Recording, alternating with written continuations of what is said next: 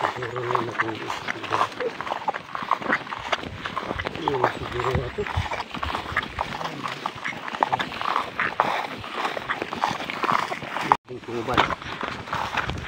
Ang labog niya.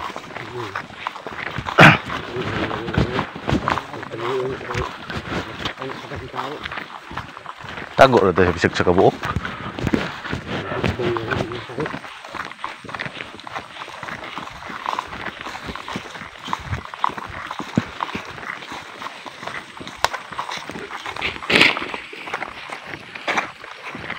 Panyo ba? Pero ang pula ang mata niya. Oo, hindi.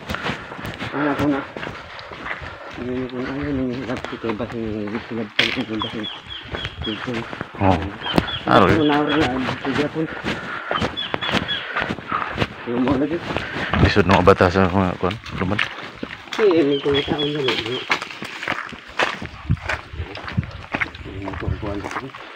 Okay naman ko na sila primero. Gani. Pag tanaan nila mauna na. Hagas ka diha. Ito yung mga yung sumuk. Mo. Oh. Heart na.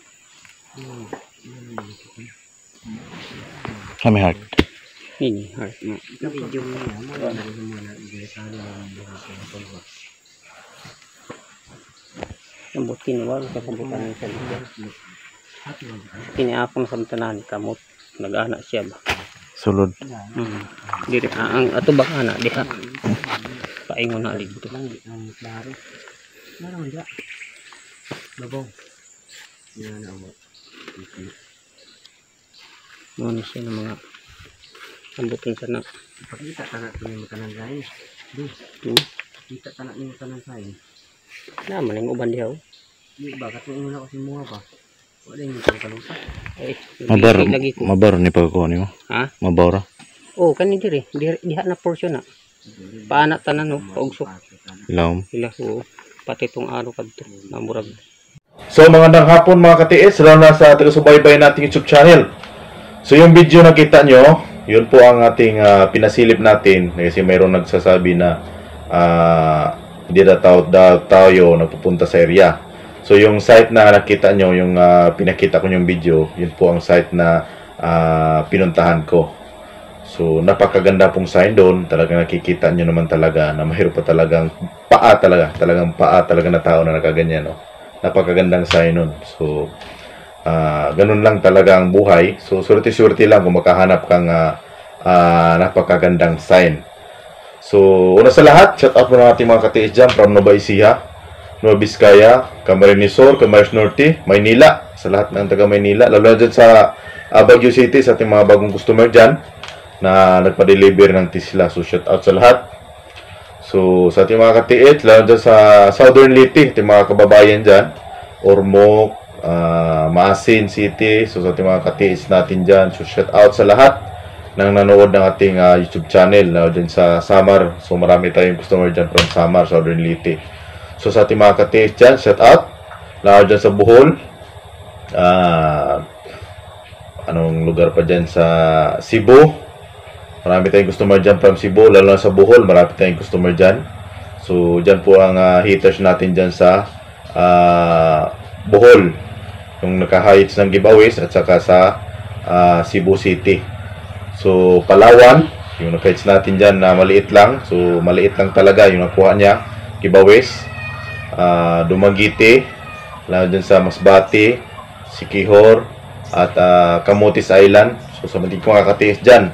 Dito naman sa Mindanao, Cagayan, dyan sa Butuan, Agusan del Sur, Surigao del Sur, Mati, Tagum, Davao, at Sarangani, Jinsan, Cotabato, Lanao del Sur, Lanao del Norte, at Lanao del Sur, Tawi-Tawi sa ating mga ka-TS.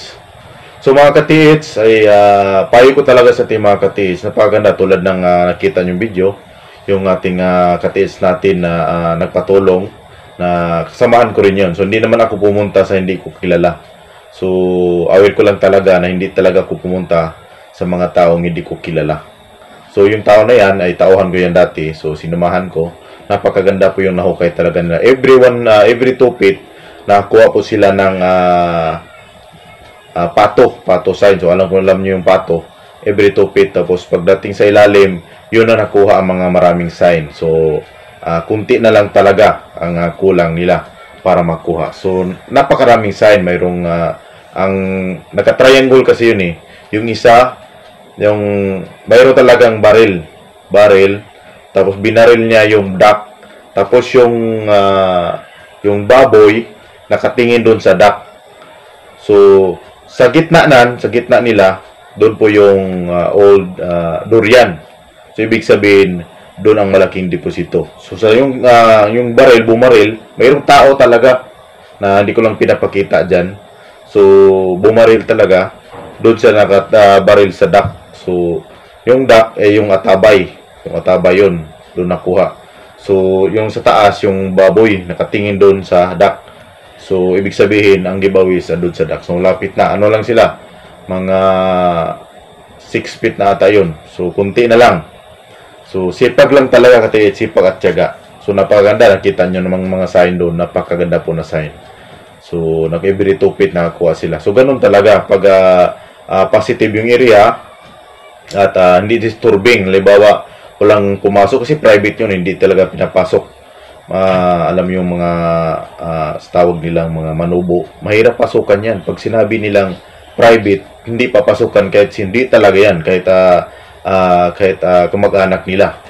So, buti na lang nakapasok tayo doon kasi yung anak niya ay nagpatulong sa atin. So, meron akong kakilala at talagang dikit sila yung pinuntahan namin doon. So, ako lang nakapasok doon.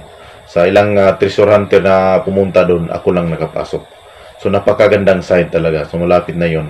So, yung big load doon nakalagay doon sa durian. So, doon hindi ko lang pinakita kasi binilisan lang namin kasi alam mo yung mga utak ng mga taga-bundok, di natin tansyado.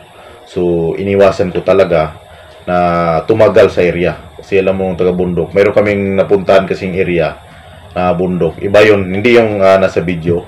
Kahit anong nakita nila sa'yo, halimbawa, maganda yung kalo mo, kukunin nila. Kung maganda yung mga relo mo, kukunin nila. Talagang kukunin talaga nila. Kaya iniiwasan ko na magtagal talaga sa mga ganyan. So, mayroon naman akong kasama doon na binigyan ko ng instruction na sila magkukay. So, napakagandang sign. So, ngayon lang ako nag-video sa area. So, minsan sa mga area na pinuntahan ko, hindi ko yung ginagawa ng video, lalo na sa mga private area. Ayaw nila i-vulgar sa publiko, ayaw nila pakita. So, pinasilip ko lang kasi may gustong nag-chat sa akin, silip daw yung mga sign ng ating pinuntahan. So, yun po ang ating pinuntahan, pinasilip natin. So, sa ating mga katiis dyan, lalo na sa mga hindi ko customer at customer ko, tiyaga lang talaga, sipag lang, huwag kayong mawalan ng pag-asa. Hindi lahat ng araw, tulad ng napuntahan natin dati. So, akala niya, yung treasure is makuha daw ng isang araw. Hindi ganun. Sabi niya, hindi lang sinabi sa akin. So, nagsabi yung kasamahan ko. Sabi niya, yumaman na daw siya. Mayaman na siya kasi makukuha na. Hindi ganun ang treasure na isang araw punta mo dun. Parang namimitas ka ng prutas. Hindi ganun. Talagang sinipag talaga dyan. Sipag, tiyaga, kailangan yan. Hindi mo yan makukuha sa isang tingin lang. Kahit nga giveaways, yung mga rack and close, hindi mo yan makukuha sa isang tingin. Kailangan mo babalikan yan. So, okay lang sana kung nakabaon dyan is talaga nakikita mo na. Parang sa Bisaya, nigitaw na ba? Nigitaw na. So, mayroon kaming sana puntahan sa Manubo tribe din po. Yun. Pero, mahirap pasukin. Mahirap talaga pasukin. Pero yung box ay nakalitaw na sa puno ng baliti. Talagang nakalitaw na. Kasi nakikita ko sa picture. Nakalitaw na. Parang 3 feet ang taas. Tapos higit, malapit mag 2 feet. Nakita ko talaga sa picture, lumitaw na talaga yung box. Pero sabi ng kasamahan ko, mahirap pasukin. Kasi di mo talaga alam ang utak nila. Di mo talaga mababasa ka ng utak nila kung ano. Kahit bibigyan mo pa sila ng maraming pagkain o pera, mahirap talaga. So sa mga ganyang stima, so napakahirap pasukin. Napakaganda pasukin yung mga bundok na ganyan kasi bihira lang ang pumapasok ng mga treasure hunter ganyan, lalo na sa mga private area, lalo na sa mga halimbawa tulad ng anong lugar ba doon sa Lapas. Napakahirap pasukin yung mga Lapas, San Luis, lalo na sa mga sa Lorito, mahirap yan pasukin. akala nyo madali ang pasukin, mahirap pasukin dyan. Lalo na pag wala kang talagang die hard na kasama dyan, mahirap pagka di ka na makabalik dyan. So, ingat-ingat lang sa ating mga ka-TH. So, hindi naman ibig sabihin yung sign na hinuhukay mo ay ibig sabihin hindi mo yan makuha, wala ng pag-asa. Marami pa tayong mga sign na kailangan puntahan, di ba? Antayin mo lang, mayroon talaga darating na araw na para sa iyo. Huwag kang masyadong magmadali kasi sa mga ganyang sitwasyon kasi hindi naman ibig sabihin na pag-isip mong yumaman agad. So, hindi ganun. So, sa ating mga ka-TH dyan, tsaga lang, kunti. So, mayroon ding mga nag-tick sa akin na ilang years na. So, nahihirapan sila kasi wala silang mga gamit. So, laging kong ulitin sa inyo, napaka-advantage lang talaga pag mayroong gamit. Pero kung ikaw, kung hindi ka naniniwala ng gamit, so, nasa iyo yan. Pruwanan mo naman natin sa mga balita-balita. Kahit, di wag nating sabihin maraming na kahit, mga balita-balita talaga nakakarinig mo, di ba? Karamihan nakakuha sa mga gamit talaga. So, hindi naman ibig sabihin na million yung gamit mo, marami ka nakuha. Hindi ganun. Marami tayong kilala na higit pa milyon. Hindi naman talaga ipagpunta sa ila kuha agad. Nasa tao kasi yan yung paghawak ng gadget. Kahit milyon yung hawak mo.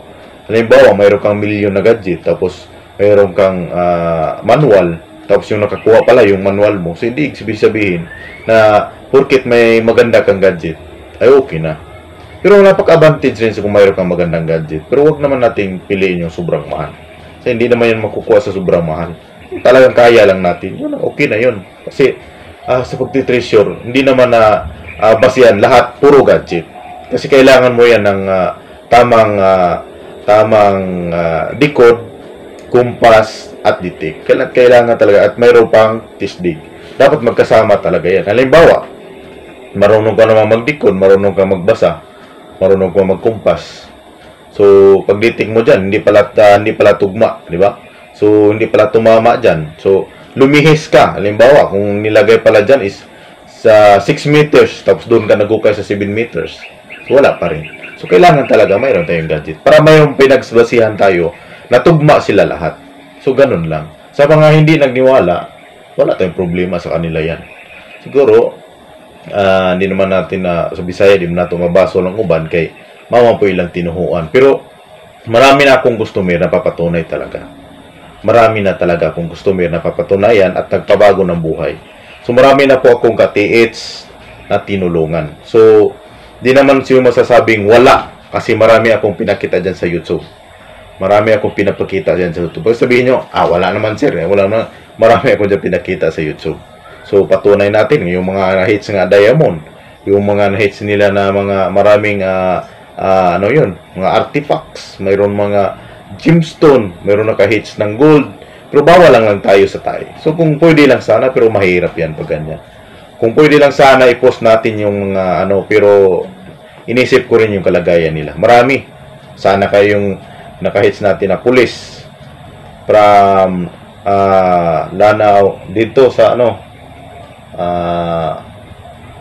lapit sa Nueva Ecija, Nueva Vizcaya, ang pangalan yung isa, Camarinesor pala. Sa Camarinesor, mayroon tayo yung pulis dyan, naka-hits. Sa dito naman sa sa Misamis Occidental, marami tayo dyan. So, mayroon ako dyan na nag-message pa nga sa YouTube channel natin na bawal ang pangalan niya, di ba? So, isang sundalo yun. So, marami talaga ako napapatunay na hindi bawal lang tayo sa item. Pero yung mga diamond lang, yung mga artifact, pwede natin niya ipapakita. Lalo na sa mga combo. So, hindi naman ibig sabihin na hindi tayo marunong magbasa. Kunti lang, mayroong slide tayong pagkakalam sa ating pagdikod ng ating YouTube channel. Sa gustong matulungan, pwede naman kayo mag-send ng sa akin. So, para mabasa natin. So, congrats na lang sa mga haters na naka-hits. So, payo ko sa inyo, kung gusto niyo tulungan, pwede kayo mag-send sa akin ng mga picture para maturuan ko kayo. Baka kayo na din ang sinusunod. So, God bless po sa lahat ng nanonood nating YouTube channel. So, gulang mga ka-TH.